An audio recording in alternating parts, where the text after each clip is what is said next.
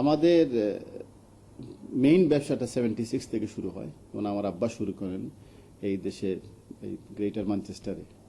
আর আমি পড়াশোনা শেষ করে 1977 সালে, তারপরে আমার ভাইয়েরা যোগ দিছে লেখাপড়া শেষ করে।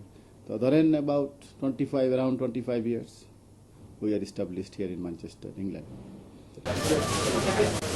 পুঁজি নাই বললেই চলে, পুঁজি তো ছিল না তখন।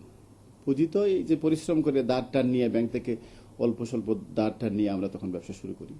এবং আল্লাহর রহমতে আল্লাহ লাখ লাখ শুকুর যে আমাদের এই অনেকেই আমাদেরকে সাপোর্ট, বিশেষ করে কমিউনিটির লোকজন সাপোর্ট করেছে এবং আমরা আমাদের সততা এবং দক্ষতার সহিত আমরা কাজ করেছি এবং সেই তুলনায় আমাদেরকে যে বিভিন্ন ধরনের সাহায্য সহযোগিতা সরকার এবং ব্যাংক আমরা সবসময় এটা পেয়েছি।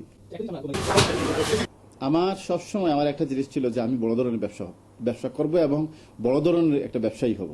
মানে শিল্পপতি হিসাবে আমি সবসময় আমাকে নিজেকে দেখছি যে আমার ভবিষ্যতে আমি শিল্পপতি হিসাবে আমাকে গড়ে তুলবো এবং সেইভাবে আমি শিল্প গঠন করেছি আর কি। তো এটা হলো ইন্ডিভিজুয়াল চয়েস। বাংলাদেশি বিশেষ করে সিলেটিরা এখানে আসছেন এবং তাদের ওই ধারাবাহিকভাবে একজনের পর আরেকজন রেস্টুরেন্ট ব্যবসা, একটার পর আটটা। তবে আমি মনে করি যে প্রথম দিকে যারা রেস্টুরেন্ট করেছেন ঠিকই আছে, it's a good living, it's a good business, এটা খুব একটা যে খারাপ তা বলবো না।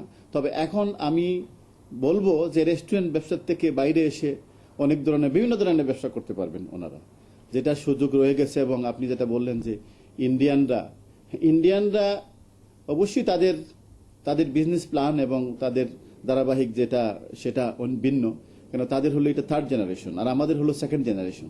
আর তারপরে তারা বিভিন্ন দেশ থেকে এসেছে, যেমন নাইরোবি থেকে আসছে, কেনিয়া থেকে আসছে, ইউগান্ডা থেকে তারা ক্যাপিটাল নিয়ে আসছে। সুতরাং তাদের একটা ক্যাপিটাল বেস ছিল, আর দ্বিতীয়ত তাদের একটা জ্ঞান ছিল ব্যবসা কিভাবে ব্যবসাকে বিজনেসের প্ল্যানের একটা ইয়ে ছিল।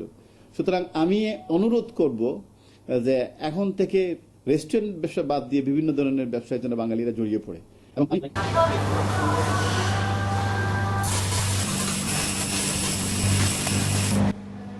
এই দেশে বিশেষ করে আপনার ইংল্যান্ডে ব্যবসা করা সহজ কারণ হলো তাদের একটা ফরম্যাট আছে ব্যবসার।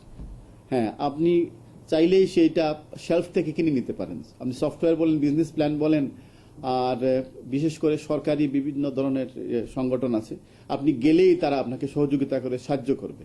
এবং সরকারের বিভিন্ন ধরনের বিজনেস লিঙ্ক হিসাবে নিউ ডিল, বিভিন্ন ধরনের এন্টারপ্রাইজ কাউন্সিল আছে যারা আমাদেরকে সবসময় সাহায্য করে এবং আমরা গেলেই সহজভাবে আমরা তথ্য পাই এবং আমাদের যে কোনো ধরনের ইনকোয়ারি তারা সঙ্গে সঙ্গে রিপ্লাই দেয়, যেটা বাংলাদেশে হয় না।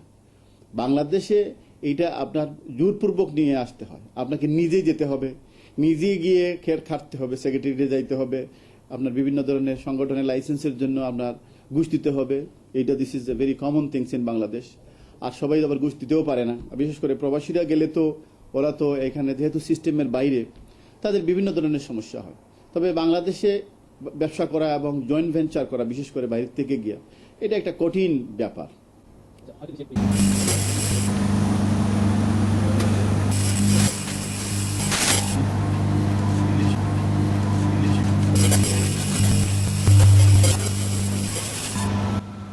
আমি নিজেও একটা রেস্টুরেন্ট করেছি। আমি যখন ভাবতাম যে বাঙালিরা তো কঠিন কাজ করতে পারে না, সুতরাং রেস্টুরেন্ট মনে হয় খুব একটা সহজ ব্যবসা। তা আমি রেস্টুরেন্ট করার পরে দেখলাম যে রেস্টুরেন্ট হলো সবচেয়ে কঠিন ব্যবসা। এবং আমরা যে ব্যবসা করি, যেমন আপনি ডিস্ট্রিবিউশন করতে পারেন, রিয়েল এস্টেটের ব্যবসা করতে পারেন, রিয়েল এস্টেট করতে পারেন, ইঞ্জিনিয়ারিং, বিভিন্ন ধরনের ইঞ্জিনিয়ারিং, প্রপার্টি মেনটেন্যান্স, আপনার ট্রান্সপোর্টের ব্যবসা, অনেক ধরনের ব্যবসা আছে। আপনার প্রপার বিজনেস প্ল্যান থাকতে হবে এবং আপনার হার্ড ওয়ার্কিংয়ের ক্ষমতা থাকতে হবে, এবং সেটা হলে আপনি যে কোনো ব্যবসায় আপনি সাকসেসফুল হবেন। বাংলাদেশে হ্যাঁ, এটা আমার কোনো পরিকল্পনা নাই, তবে এই ধরনের যদি কোনো সুযোগ থাকে তো অবশ্য আমি সেটার উপর চেষ্টা করব এবং ইনভেস্টমেন্ট করার জন্য উৎসাহী হব। তবে আমি যতদূর জানি, বিগত সরকার এই বিদ্যুতের অ্যাপ্লিকেশন নিয়ে, বিদ্যুতের লাইসেন্স নিয়ে বা বিদ্যুতের যে কিছু আমাদের প্রবাসীরা চেষ্টা করছে করার জন্য, তারা সহজে এগুলা সহযোগিতা পায় নাই। এই সরকার অবশ্যই এনকারেজ করতেছে এবং অবশ্যই এটা দেখব। তবে আমার যেটা লাইন, সেটা হলো এগ্রিকালচার বেস, শিমস প্রসেসিং, আপনার ভেজিটেবল প্রসেসিং, পেস্ট্রিজ অ্যান্ড বিভিন্ন ধরনের খাদ্য। সরকার সবসময় একটা এনকারেজমেন্ট করে যে এই প্রবাসী রিমিটেন্সের উপর নির্ভরশীল বাংলাদেশ সরকার, এবং সেইটা সবসময় এটার উপর আমরা সবসময় মাপকাঠি নিয়ে থাকি যে কখন কত টাকা আসবে, রিসেশনে কি আমাদের কি অবস্থান, মানে আমাদের কি আমরা ক্ষতিগ্রস্ত হব, রিমিটেন্স কত পার্সেন্ট হার কমবে।